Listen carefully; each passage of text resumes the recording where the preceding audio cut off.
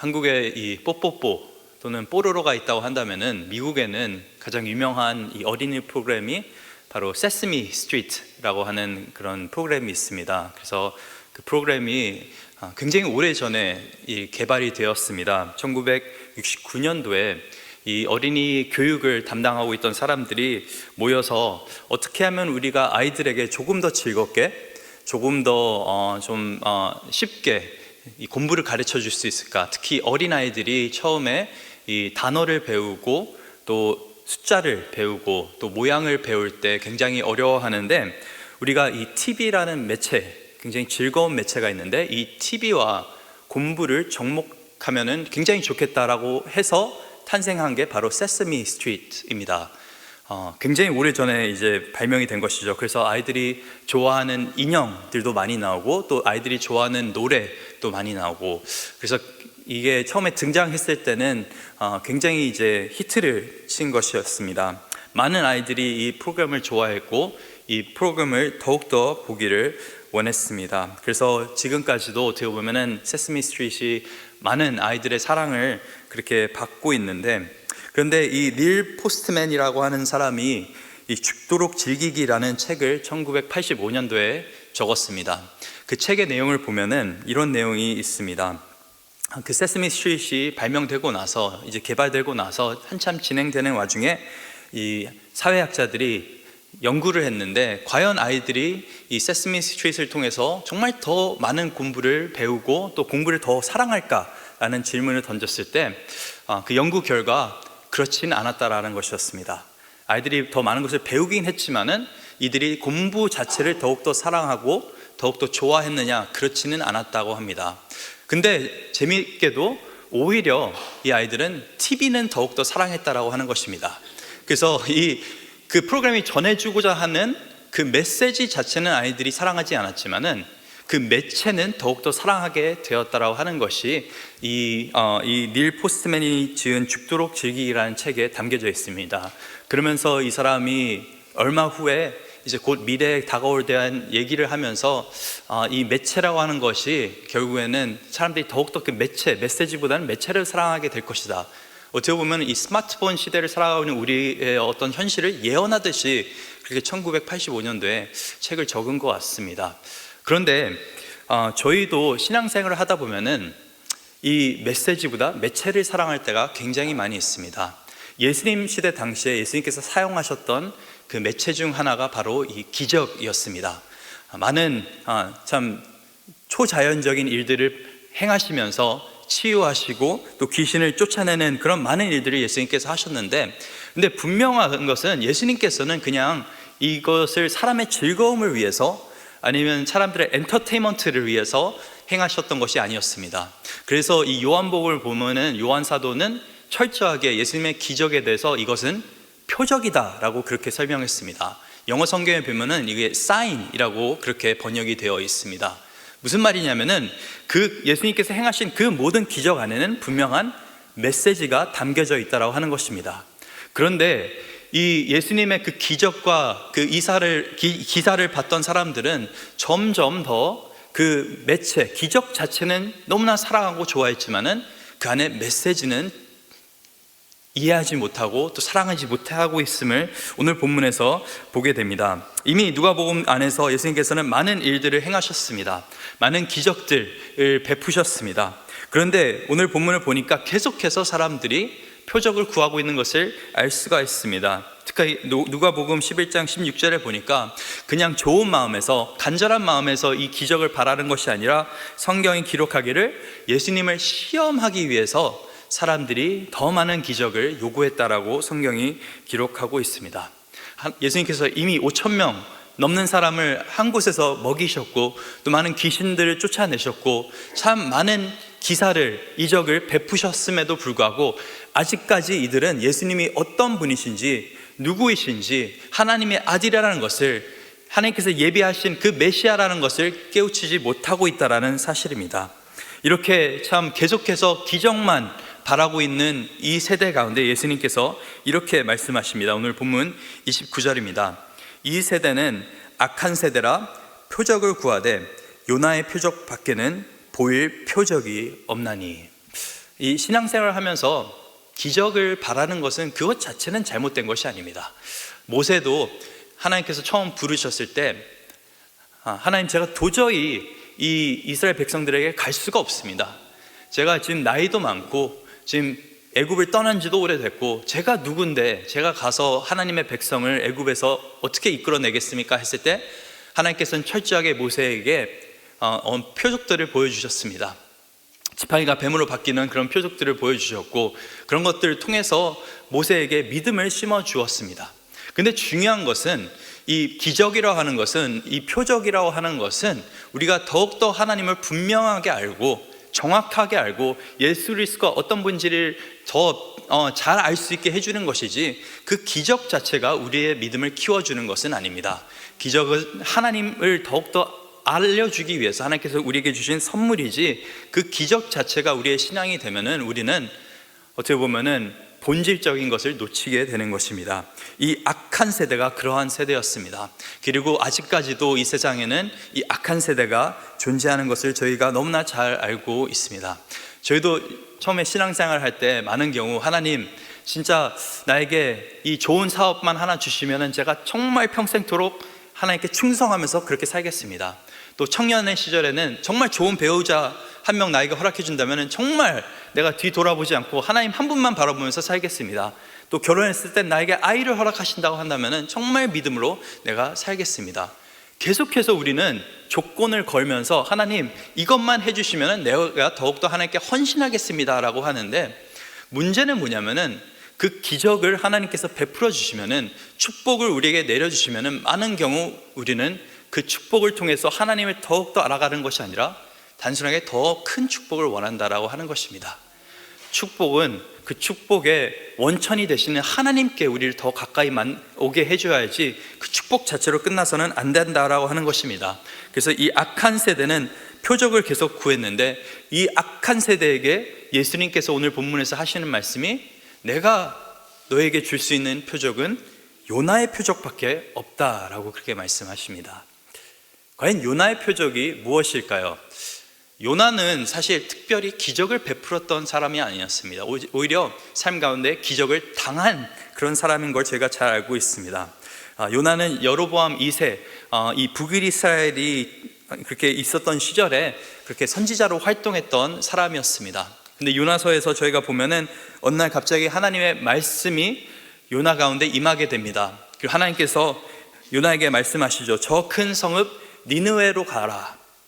저들이 곧 멸망한다라는 그 메시지를 전달하라고 하는데, 요나는 그 말씀이 참 탐탁치 않습니다. 정말 자신의 나라를 괴롭히는 그 아스루의 수도와 같은 도시 니느웨에 왜 굳이 가서 하나님의 말씀을 전해야 되나?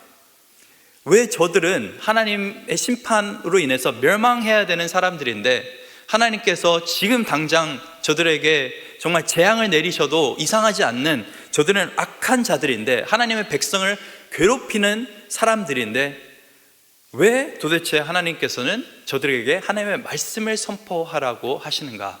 요나는 너무나 잘 알고 있었습니다. 요나는 이 니느웨 사람들이 복음을 듣기를 원하지 않았었습니다. 그래서 저들에게 복음을 전하느니 내가 차라리 죽겠다는 심정으로 멀리 도망가기 시작합니다.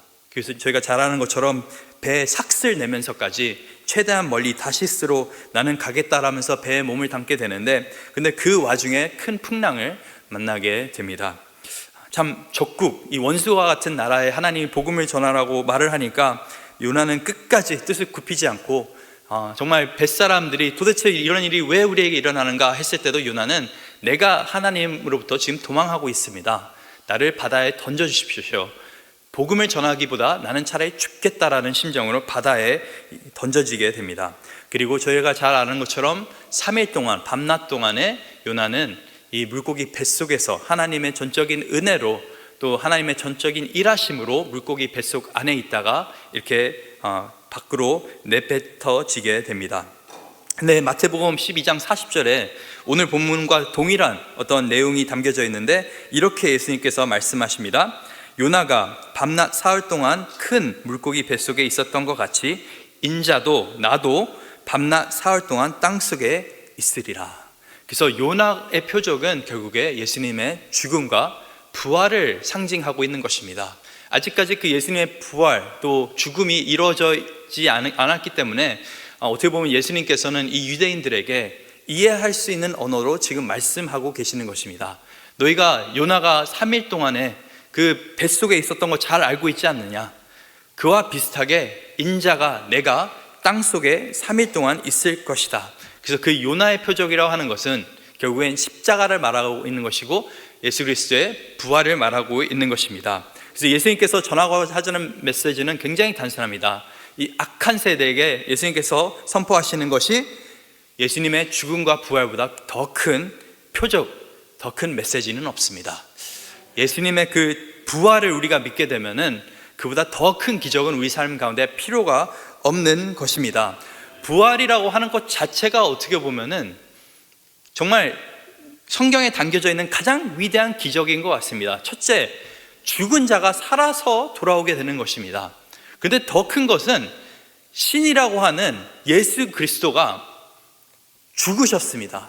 신이 죽는 것 자체가 어떻게 보면 큰 기적이고 어떻게 보면 놀라운 일인데, 근데 그 신이 죽은 이유가 무엇입니까? 죄인을 위해서, 그 죄인을 위해서 죽었다는 것 자체, 구원이라고 하는 것 자체가 어떻게 보면 기적인 것입니다. 그래서 오늘 우리가 예수님을 믿는다고 한다면은 예수 그리스도를 통해서 복음의 그 놀라운 그 은혜를 경험한 사람들이라고 한다면 이미 우리에게는 가장 위대한 표적, 가장 큰 표적, 가장 큰 기적이 우리 삶 가운데 일어난 것입니다. 그래서 우리가 어떻게 더 큰 기적을 바라겠습니까?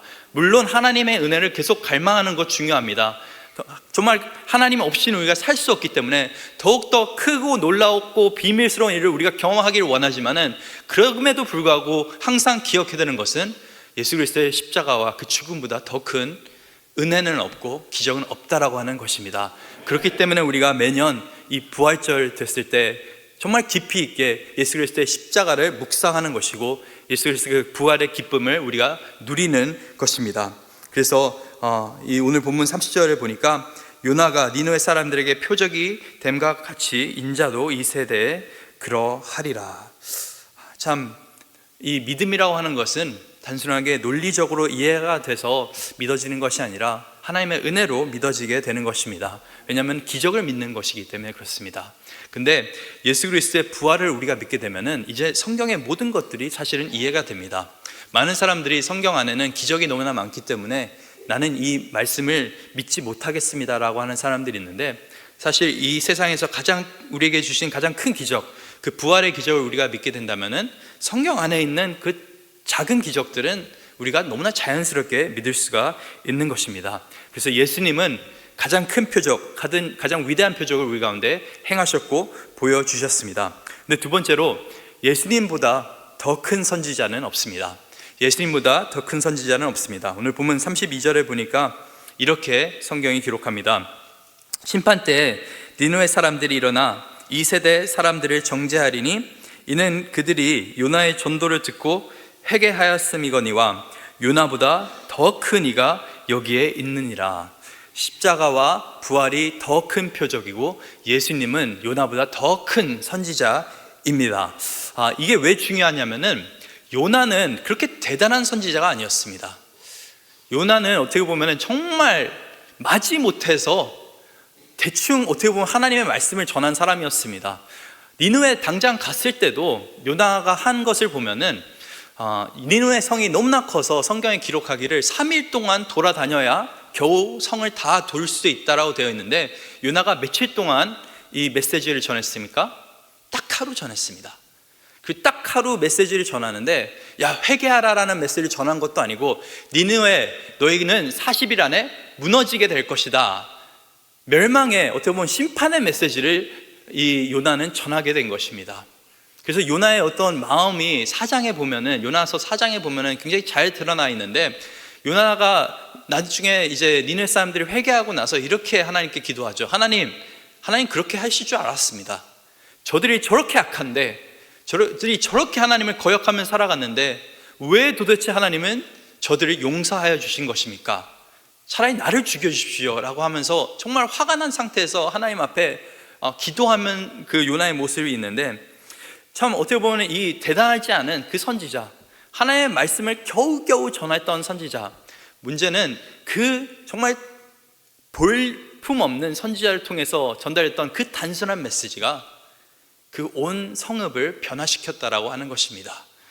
그 메시지, 40일 안에 니느웨는 멸망하게 될 것이야 라는 그 단순한 메시지 때문에 왕부터 짐승까지 금식을 시작하였고 철저하게 회개하는 그 역사들이 일어났던 것을 볼 수가 있습니다.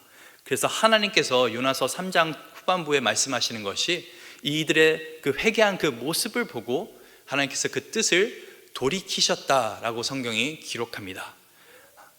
변화된 그 모습을 보고, 이렇게 볼품없는 선지자 요나를 통해서도 사람들이 회개하는 역사가 일어나고 사람들이 진리를 보게 되는 역사가 일어나는데, 이 세상에서 가장 위대한 선지자 예수 그리스도를, 그 메시지를 들은 우리는 얼마나 더 크게 회개하고 변화된 삶을 살아야겠습니까? 그래서 좀 요나와 예수님은 비슷한 점도 많지만 참 다른 점도 너무나 많은 것 같습니다. 요나는 말씀을 가지고 이 니느웨 사람들을 찾아갔지만은 예수님은 말씀이 되셔서 육신으로 말씀을 우리에게 찾아와 주셨습니다. 요나는 니느웨 사람들을 원망하면서, 또 하나님을 원망하면서 이들 어떻게 용서하실 수 있습니까? 라고 하면서 정말 겨우겨우 하나님의 말씀을 전했지만은, 예수 그리스도는 정말 하나님, 저들이 하는 일을 알지 못합니다, 용서하여 주시옵소서 라고 하면서 우리를 위해서 기도하시는 가운데 십자가에 돌아가셨습니다. 요나는 내가 복음을 전하느니 차라리 죽겠습니다 라고 선포했지만은, 예수 그리스도는 저들이 살 수 있다면은 나는 죽겠습니다 라고 고백한 위대한 선지자요 구원자셨습니다. 그래서 이 니느웨 왕이 보좌에 내려와서 철저하게 회개해서 하나님 앞에 큰 은혜를 받게 되었는데, 근데 예수 그리스도는 만왕의 왕이 되어 주셔서 정말 하늘 보좌 그것을 떠나 보내주셔서 죄인 된 우리를 위해서 십자가에 돌아가 죽으셨습니다. 그리고 요나는 3일 동안 물고기 뱃속 안에 있다가 겨우겨우 살아남았지만은, 예수 그리스도는 3일 동안 무덤 안에 계시다가 죽음을 이기시고 살아나셨습니다. 요나를 통해서 한 성읍이 구원을 받았지만은, 예수 그리스도를 통해서는 모든 나라와 모든 족속과 모든 방언 가운데 있는 백성들이 구원을 받게 될 것입니다. 요나보다 더 큰 선지자가 바로 예수 그리스도라는 것입니다. 그리고 그 말은 뭐냐면은, 예수 그리스도는 정말 하나님의 그 계시의 완성이라고 하는 것입니다. 우리가 자꾸 더 큰 은혜, 자꾸 더 큰 기적을 바라는 그 이유는, 어떻게 보면은 우리 마음 가운데 정말 예수님이 맞을까? 정말 하나님이 살아계실까? 내가 이렇게 사는 게 맞나라는 생각이 들 때가 있는데, 근데 저희가 히브리서 말씀을 묵상할 때도 잘 보지 않았습니까? 히브리서 1장에 말하는 것이, 옛적에는 많은 선지자들을 통해서 하나님께서 말씀을 선포하셨지만은 이 마지막 때에는 누구를 통해서 하나님께서 자신을 나타내십니까? 자신의 아들 예수 그리스도를 통해서 우리에게 하나님이 어떤 분이신지 보여주신다라고 성경은 분명히 말하고 있습니다. 하나님의 위대한 계시, 그 위대한 선지자가 우리와 함께 하십니다. 예수 그리스도는 요나보다 더 큰 위대한 선지자이고, 또 더 나아가서 예수 그리스도는 그 어떠한 왕보다 더 위대한 왕이 되십니다. 오늘 보면 31절에 보니까 또 다른 구약의 한 인물을 이 예수님께서 언급하시는데, 심판 때 남방 여왕이 일어나 이 세대 사람을 정죄하리니 이는 그가 솔로몬의 지혜로운 말을 들으려고 땅끝에서 왔음이거니와 솔로몬보다 더 큰 이가 여기에 있으며. 이 열왕기상 10장에 보면은 이 남방의 여왕, 이 스바 여왕이죠. 그 정말 먼 곳에서 솔로몬의 지혜에 대한 소문을 듣고 솔로몬을 찾아오게 됩니다. 그래서 그 솔로몬의 지혜를 테스트하고 나니까 정말 이 사람은 지혜가 너무나 뛰어난 사람이라는 것을 이 여왕이 깨닫게 됩니다. 그런데 더 나아가서 단순하게 이 솔로몬의 그 인간적인 지혜에 놀란 것이 아니라 이 이방 여왕이 하나님을 찬양하기 시작합니다. 이 열왕기상 10장 8절과 9절에 이렇게 그 여왕이 고백합니다. 복되도다. 당신의 사람들이여 복되도다. 당신의 이 신하들이여 항상 당신 앞에 서서 당신의 지혜를 들음이로다. 당신의 하나님 여호와를 송축할지로다. 여호와께서 당신을 기뻐하사 이스라엘 왕 위에 올리셨고 여호와께서 영원히 이스라엘을 사랑하심으로 당신을 세워 왕으로 삼아 정의와 공의를 행하게 하셨도다. 그래서 이 솔로몬이 보여줬던 그 지혜와 그 공의와 정의를 바라보면서 이 이방 여왕이 하나님을 찬양하는 그 모습이 있는데, 어떻게 보면은 참 이 솔로몬의 지혜도 대단했지만은 이 솔로몬의 지혜는 예수님의 지혜와는 비교할 수가 없습니다. 솔로몬은 하나님으로부터 지혜를 받은 자고, 예수 그리스도는 하나님의 지혜 그 자체이십니다. 고린도전서 1장 24절에 보니까 그리스도는 하나님의 능력이요 하나님의 지혜라고 했습니다. 또 골로새서 2장 3절에 보니까 그 안에는 지혜와 지식의 모든 보화가 감춰져 있다라고 성경이 기록합니다. 예수 그리스도는 솔로몬과는 비교할 수 없는 그 지혜의 본질이 되십니다. 근데 솔로몬의 그 지혜를 보고서도 이 이방 여인이 어떻게 보면 하나님을 찬양하고 하나님께 영광을 돌리는 역사가 일어났는데, 하나님의 참된 지혜 되신 예수 그리스도를 이 사람들이, 오늘 본문에 있는 이 무리들이 보고 있음에도 불구하고 뭐 하고 있습니까? 찬양하고 있기는커녕 계속 의심하고 있다라고 하는 것입니다. 이렇기 때문에 예수님께서는 이 악한 세대를 보면서 너무나 정말 안타까워하는 그 심정으로 이렇게 말씀하고 계시는 것입니다. 야, 이방의 그 니느웨 사람들도, 그 이방 여왕도 정말 그 한정적인 지혜와 그 한정적인 하나님의 그 메시지를 듣고 회심하고 회개하고 또 정말 하나님께 영광을 돌리는 그 인생을 살았는데, 내가 하나님의 그 참된 지혜는 내가 정말 말씀이 육신 가운데로 와서 내가 이렇게 기적을 베풀고 하나님의 말씀을 증거하고 있는데 아직도 너희는 보지 못하느냐, 정말 안타까워하시면서 무리에게 지금 요나의 표적밖에는 나는 줄 수 있는 게 없다라고 하시는 것입니다. 이게 너희는 진짜 어떻게 해도 안 되겠구나라고 하는 것이 아니라, 예수님께서 말씀하시는 것은 이겁니다. 십자가 외에는 다른 길이 없다라고 하는 것입니다.